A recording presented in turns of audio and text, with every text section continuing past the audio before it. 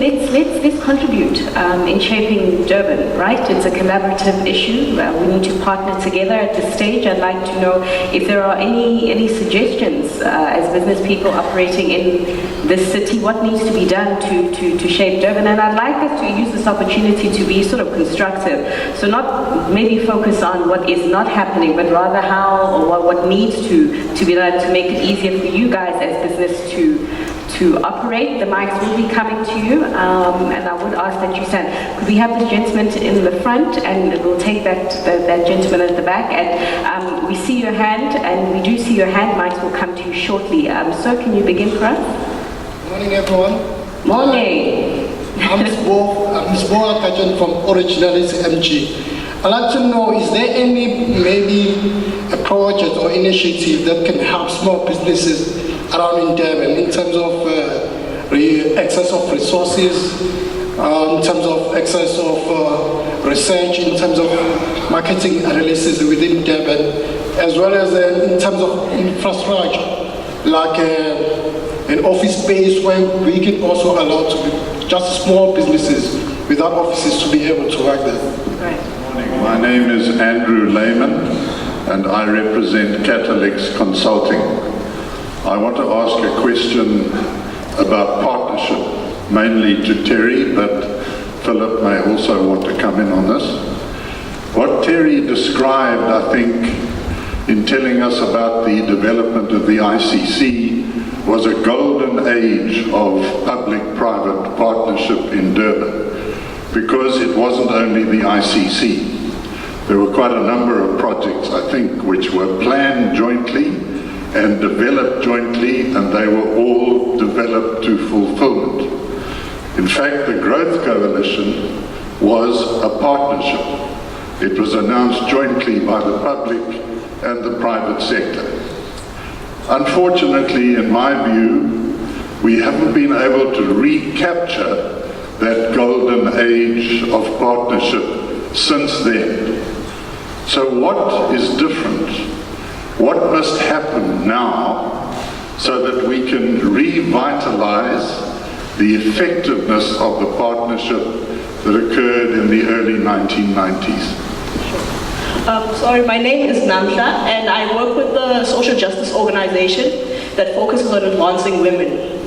I have a few comments, and I know we're supposed to be nice to each other and very polite, but that's not what we're in the business of doing when we're dealing with people's daily lives and their pain and their oppression. So my first question deals with social problems. How is it that you can, in our work we found that social issues are directly linked to economic issues. So if there's no social advancement of a particular group, they can never participate properly in the economy. And that kind of economic growth is the gendered kind of economic growth that only includes men and doesn't include women. So that's the first observation.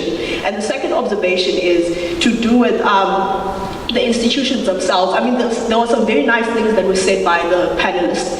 And eThekwini municipality, in my experience, has made strides in including marginalized people, but the thing is, the institutions themselves, what are the long-term plans for making these institutions accessible to marginalized people such as women? Because much of the informal sector is women.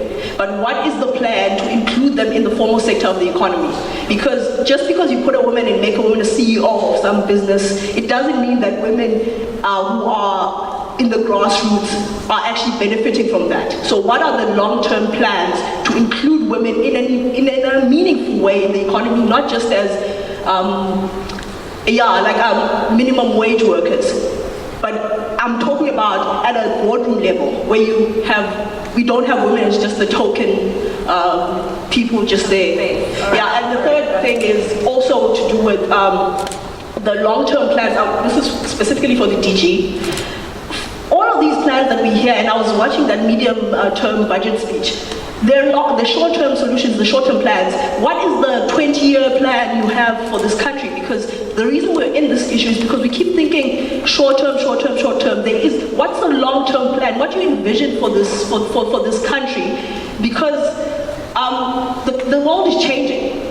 Right. Africa is still trying to industrialize when the world has moved on from industrialization. Industry. Can I just stop you there? I think I got your point. Just to make sure that everybody gets an opportunity. You see why you need young people to be more included in this economy? Love your thoughts. Let's just take one more question there, then we'll just address the first round of questions. Yes, ma'am. Good morning. I'm Ashley Skafturos from a small company called Kanga Mama. Some of you may know who I am. I just have a question on the handcraft industry and the craft industry in KZN in general.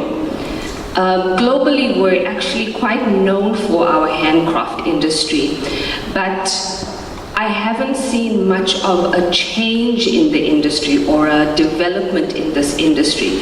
I've even found it very difficult to find statistics that are any later than 2014, 2015 on the industry. And I want to know what programs or information can we access within the city, even in private, on how are we promoting and fueling the handcraft industry, especially when it comes to supporting local, when it comes to not defaulting to buying Chinese manufactured goods, higher end products.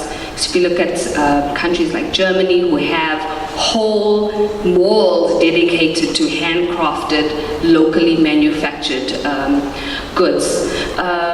Yes. There. Thank you so much for that question. Right, I am gonna allocate, but please do feel free to add any further insights into some of the points that were raised here. Philip, the gentleman here in the front was asking about more support for small business.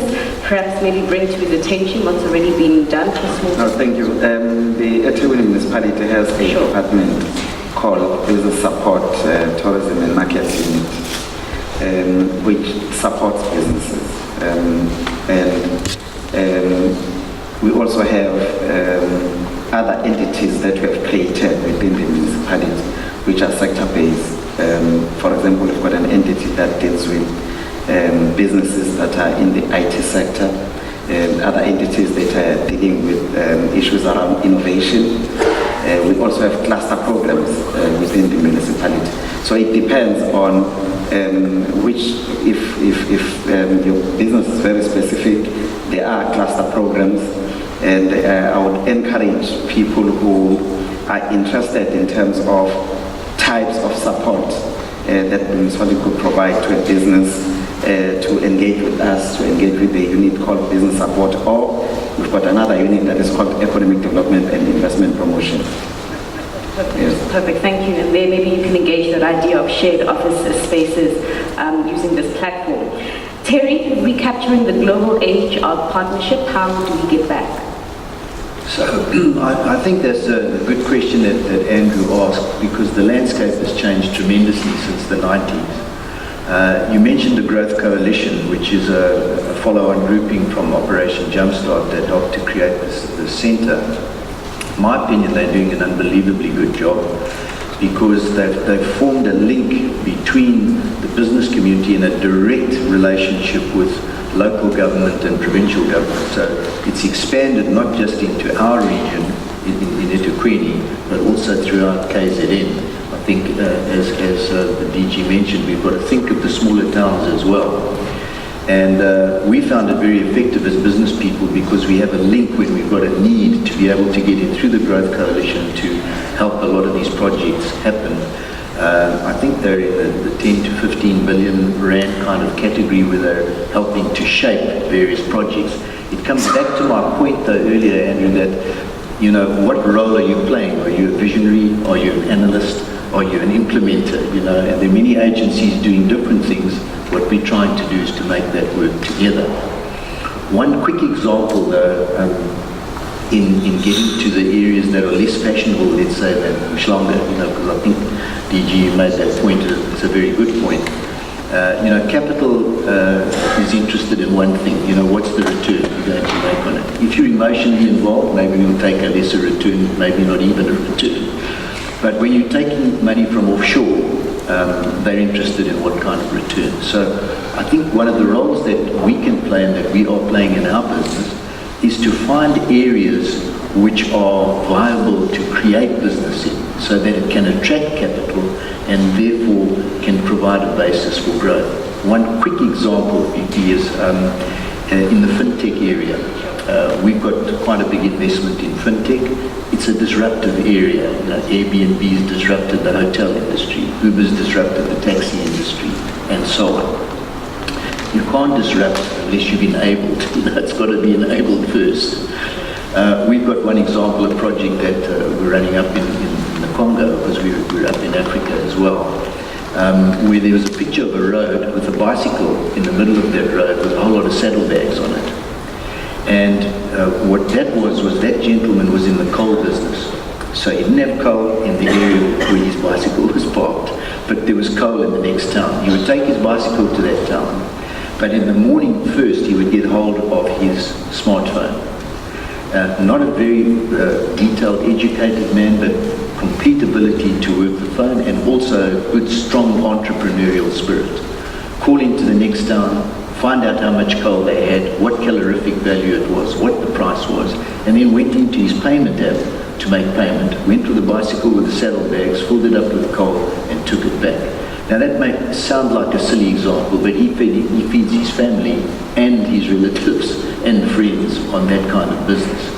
So what we've got to be looking for and helping for in business, in my opinion, one of the things is which are the areas where we can focus on where business can be attracted in the less fashionable, let's say, areas, because putting money into an Mshlanga is important for the tourism industry. That creates jobs, so, we've got things on both hands. But we bringing up the importance of technology and the fourth industrial revolution and what its role that it will certainly play in shaping Durban. Mandisa, can you address for me, as a woman, the lady there did address the issue of, the social advancement of women. And I'd like to speak, or you to speak from a viewpoint of a lady who got in there and broke the ceiling and is doing things rather than waiting for policy and reform to just fall on your lap. Because sometimes the policy is there and the doors are being opened, but we do have a situation also where maybe we're not pushing hard enough as women, because we can do it by ourselves, right? We don't need people to do it for us. Your experience, if you can just address some of your concerns. I think first of all, we're still quite a long way before we can completely break the ceiling of women in business. But what has worked for me and whatever I'm trying to achieve is finding someone that I look up to, number one, and who has previously done it. And then how do I harvest the previous generation's strength? And how do I learn and lean on this person that I think, hey, you've done this successfully, what can I learn from you? Or what can I teach you? And most importantly, ask questions. Identify someone who's walked the path before and ask them questions. There's nothing as such as a stupid question or a silly question when you're trying to achieve something. Ask as many questions as possible and don't be afraid to speak to what you don't know. You've identified, for example, Mrs. Badisa, so you're the CEO of Durban Chamber, how did you get there? What can I learn from you? Take notes of these things. So most importantly, it's the learnings from other women who have broken the ceiling. Right, the learnings, but as Terry also said, if you have a vision, clear vision of something as well, and maybe steps to implement, I think that will get your voice heard a little bit more. Alessa, okay, Durban, major tourism hub. There was a lady who asked a question about the textile industry and sort of what's being done there. I imagine that falls into tourism. I mean, the attractiveness, the opportunities for small business in tourism, and also particularly, I mean, in the Chamber's pursuit to grow international tourism into Durban, which is very low, but which will certainly help local businesses. As South Africans, we're still fighting this recession and money is tight. No, sure. So, I mean, from a Durban point of view, of course, international tourism is very key. I mean, a couple of weeks ago, the direct flight, BA flight was launched. That carries people from, directly from the UK to Durban. We also got 9 other international direct flights from Durban to the other, we've got another 4 international direct flights. I almost made that mistake, from Durban to the specific destinations. And when it comes to the textile industry, it's a very interesting question because not too long ago I met with a couple of ladies from the the beads industry, where of course we're having a discussion with them, and I think an interesting part came in where of course the ladies that actually do the beadwork mostly are women living in the rural areas, and there's a lot of questions that come out in terms of how do they benefit because here's this woman, she's going to have this, make up this bead, and then a bigger organization somewhere is going to make huge profit and not necessarily benefit, and also exporting some of these beads, but the main people that actually did this did not necessarily benefit. So we as a chamber are working with organizations such as the beading industry to say, how do we first of all look at having some basic regulations just to make sure that the people that make these beads do benefit, number one, and number two, from a local tourism point of view, the prices are that of international prices. So I mean, if you go to any place where they're doing beads, they're quite expensive for us as local, as the local market. So we need to have some sort of regulation to say local tourists can also support to buy these beads at an affordable price and not necessarily at a price that is marketed for international tourists. So it is work in progress right now that we're working with this particular industry, engaging with different organizations. So if I would like, maybe if you can give me your context after this so that maybe we can also engage with that particular organization and combine with this other organizations that we're working with in the textile industry to try and see how we can balance the the local tourism as well as international tourism to benefit all that are part of it. Sure. I look forward to a two-tier pricing system. Philip and the DG, in 2 minutes, that is how much of time we're worth with.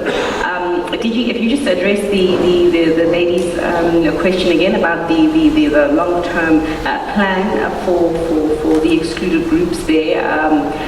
In South Africa right now, your long-term plan is Treasury, and Philip, you'll give us the closing comment.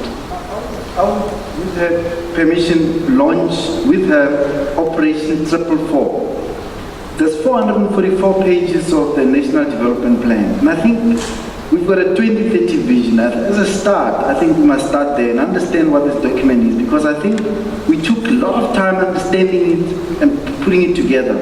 In it, it's actually giving us a roadmap that I think all of us should rally around, and such initiatives are captured in there in terms of how do we build sustainable economies, how do we actually ensure that the economy grows, and this initiative is one such.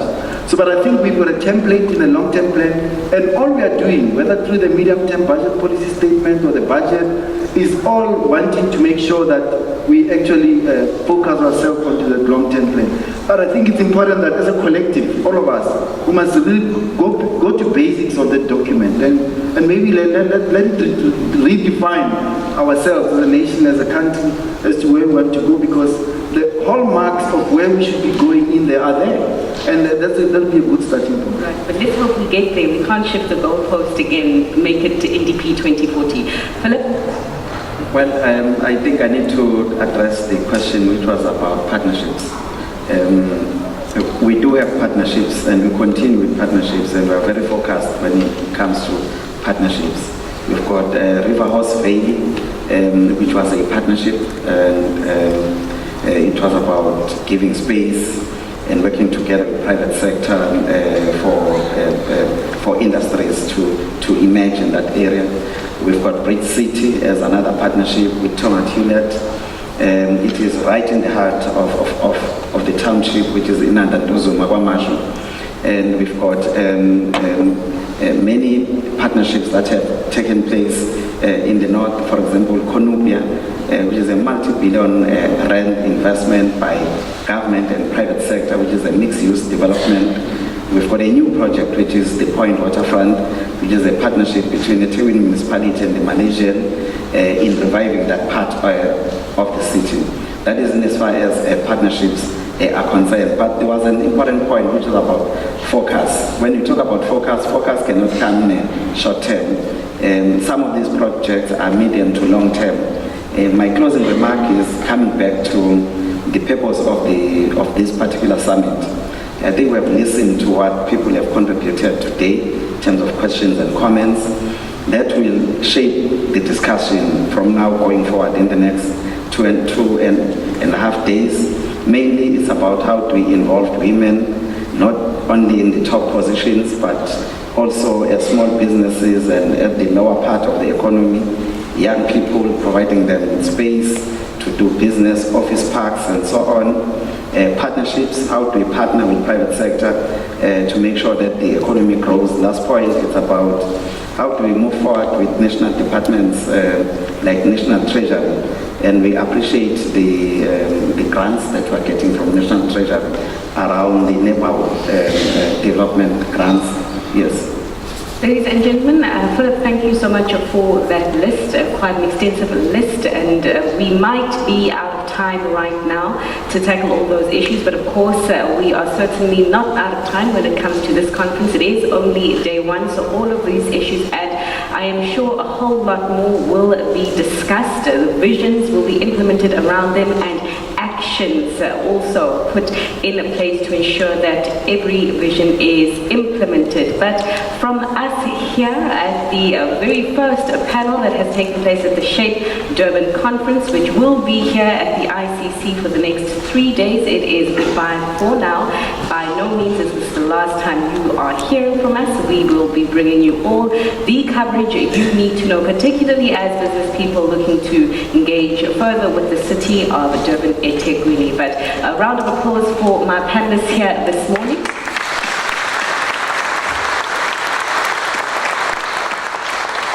And certainly a round of applause for you, audience members. Thank you so much for engaging with us.